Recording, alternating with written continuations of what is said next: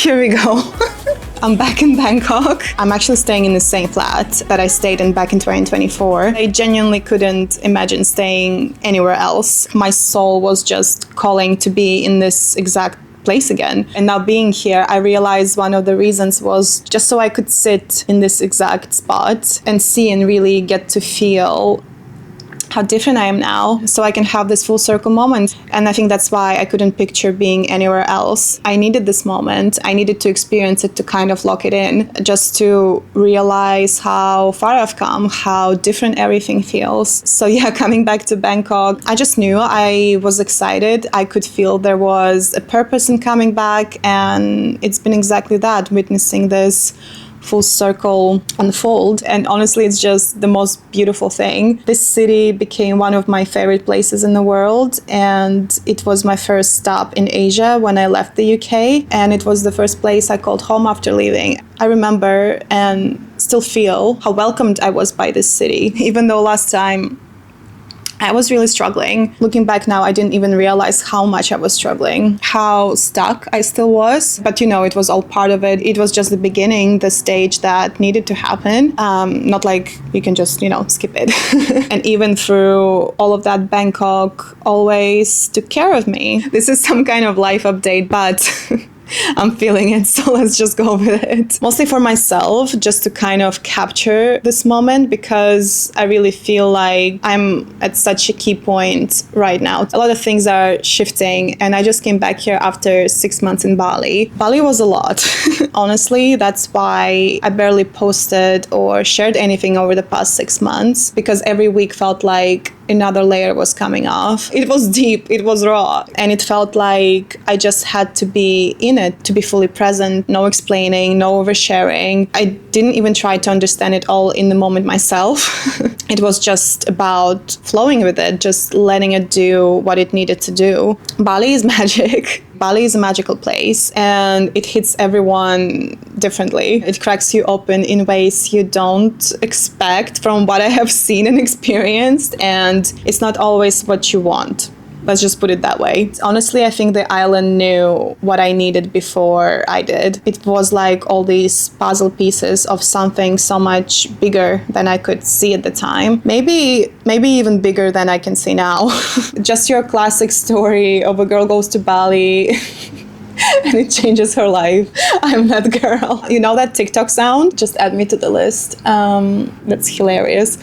So, okay, well, clearly I'm in the mood to go deep. So here's the real stuff. One of the things that unfolded, long story short, at the start of the year, I was asked to come back to the UK if I wanted to keep my job. I'm sure I don't need to paint the full picture. It really shook me. Anything to do with work, money, and safety, it's hard. So yeah, suddenly it was all happening. Did I consider going back to the UK? Yeah, sure, because, fear, obviously. But deep down, I knew the answer. It just took a moment to land because it was a scary choice. But for me, it was that thing. Once your mind expands, you can't shrink yourself back. You don't know what you don't know, but once you do, there's just no going back. Not if you're truly committed to growth and transformation, right? So that was it. I'm not coming back to the UK. I'm ending my contract with the company I worked at for 8 years. So now what?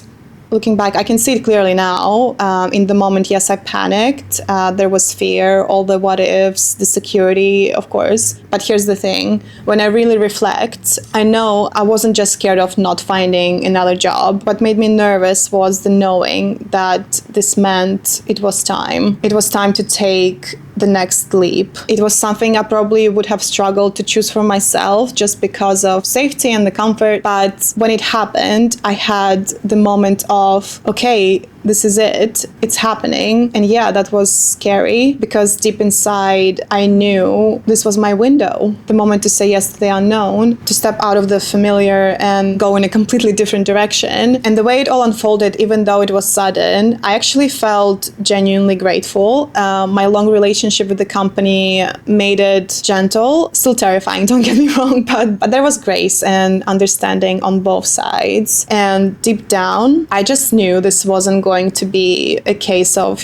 jumping, on LinkedIn and finding the next job. This was something else entirely. And that was the scary part, because yes, money and stability are real. But I guess in that moment, I felt quite strong in my faith and just in the knowing that everything happens for a reason. The reason that's bigger than I can understand right now. It was a test of trust and commitment, a moment to trust myself, first of all, to trust God's plan and to let it unfold, surrender to it, to not try to control it straight away or stop it or fix it immediately, but to let it happen so I can start aligning with what I want more or I'm meant to do next, even if I don't see the full picture yet. And instead of seeing this moment as a crisis, I kind of found comfort in seeing it as an opportunity to take time and ask myself some really hard questions, an opportunity to step closer to my purpose or what would align more with my heart, to maybe move into something that will stretch me, expand me more in my life and in my skills. And just to be clear, it wasn't just about sitting around waiting for the universe or someone else to figure it out for me. Yes, I've been reflecting, asking deeper questions, sitting with the unknown, staying open, but I've also been moving. There's this misconception that surrender means inaction or giving up. Also, it's just very annoying to hear someone say, oh, you should just surrender sometimes. I say it a lot. Guilty. That's because I felt it and I've seen it in others and I just believe in it. I just hope I don't say it at the wrong time or to someone who, doesn't need to hear it right now. But there's great wisdom and clarity in stillness and surrendering. And that's the hill I'm going to die on. It's also not just about trusting the bigger plan or just accepting whatever happens. No, for me, I now know it's both trust and movement, faith and responsibility. And over the past 3 months, I've actually been working 2 jobs. And with that, I also embraced being a beginner at something again. I took on something I wasn't completely confident in. I just literally decided that expanding and embracing a new way of working and a new industry is more important and beneficial for me now than just going and looking for complete security straight away. This is actually my last month juggling these 2 sets of working hours. It's been a lot of work, but I knew it was all on purpose because sometimes the path forward does ask more of you before it asks for less. Sometimes it's not about stepping back, it's about stepping through. I mean, listen, I'm figuring it out. I'm doing my part. And I'm also letting go of what I can control or plan for right now yet. And that's a whole topic I really love to talk about, how we deal with change and uncertainty of life. Because let's be real, fear is a hard and heavy emotion. Fear loves to creep in when things feel uncertain, all the worst case scenarios, timelines, wanting to grab control. And for me, I see it all as a test to stay in trust, to remind myself I'm safe, I'm guided, I'm protected, even when I can't see the next step or the full picture, and to not give in to the noise of panic when things don't look secure from the outside. My truth is the universe always has bigger ideas than we do. So much of what we fear losing is based on the limitations of what we think is possible. But the plan,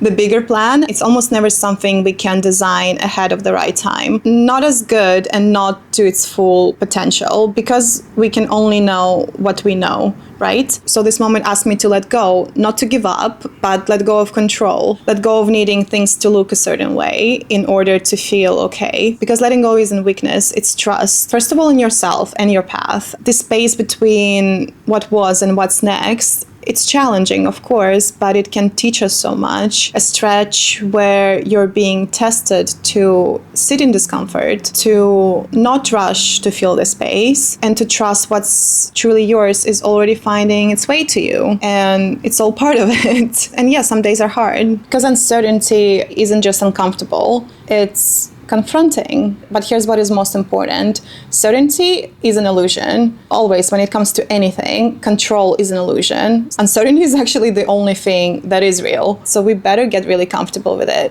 To get really comfortable with saying, I don't know, and be okay with it. That's real freedom. Where there's fear, that's life showing us where we are still not free from expectations or needing control. And the suffering we feel often comes from resisting that truth. The tighter we hold, the more it hurts. But it's about moving forward, to stop holding on just because you're afraid to let go, to stop needing all the answers before you take the next step. And in that stillness, we can finally ask some really important questions, like, what do I want? Like, really? Not what sounds good, not what I've been conditioned to chase, but what actually feels aligned with who I am. Why am I here? What would I choose if the fear wasn't there? It's also been a process of letting go of old versions of myself, the ones that knew how to survive but never got to really thrive, maybe. The parts of me that were built on needing to prove something or chasing certainty just to feel safe. Now I'm shifting into less, but with more clarity, more honesty. And that feels like expansion. And here's what I think is the most beautiful part. When you start to surrender, you start to see. You see how every puzzle piece is connected, even the painful ones. You see how every redirection was protection, how every loss made space for something truer, how every delay was actually perfect timing. Nothing is random. It's all happening for a reason. And then you really start to see the magic in the timing, in the coincidences that aren't coincidences at all, because we didn't come this far to just come this far. We are not here to stay stuck in survival mode. We are here to be free. So we have to welcome the unknown. This is where the real magic happens. And for me, this was one of the most surprising and powerful shifts. I feel more free, not because I figured everything out, not because I know what's next, but because I've stopped trying to force it. I've stopped wrestling with it. I'm not waking up every day trying to fix things, to chase things, or to manage every single detail right now. I'm learning to live now, to be present in this moment without spiraling into the future or sitting in pain about the past. Very often the biggest breakthroughs come not from adding more, but from letting go what we no longer need. Not letting go just to gain something better, but letting go for more space and peace. Letting go for more clarity. Letting go because we are finally ready to release what's never been ours to carry in the first place. It feels like my soul is stepping into a whole new layer of itself. More power, more clarity, more freedom. It's not just changing jobs or paths. I'm changing the way I relate to work, to money, to success, to identity. Again, it's about freedom. It's about choosing to walk forward in trust and that there's nothing to be afraid of. Because pain and fear, they're not the end. Again, that's actually the place where the magic happens. And that's the truth I'm living in right now. Talking about pain, something I haven't shared before, not outside of my closest circle, but for some reason I feel called to speak about it. Maybe it's a good sign. So in spring 2024, my father passed away. And to be completely honest, it was, of course, shocking and painful. Also, the way it all happened, the way I found out, the timing, the circumstances, was just really intense. And the whole thing was just complicated, just as complicated as my actual relationship with him, or the absence of the relationship, if I'm completely honest. It wasn't just grief over a person, it was grief over everything about my childhood. Things that I haven't revisited in quite a while, things I got used to turning away from. I'm not really sure how deep I want to go into this right now, because the grief didn't just bring up the loss. It brought up the whole story of my childhood, my identity. For now, I'm just gonna say this. What I've learned is that the healing of pain and grief doesn't always arrive in obvious ways. Even when there's a very obvious catalyst, I found that it also rises to the surface in the most unexpected moments. For me, it still shows up in my life in ways that catch me completely off guard. It, of course, naturally keeps coming back, but almost different each time because healing isn't linear. And you know, since I've mentioned the H word,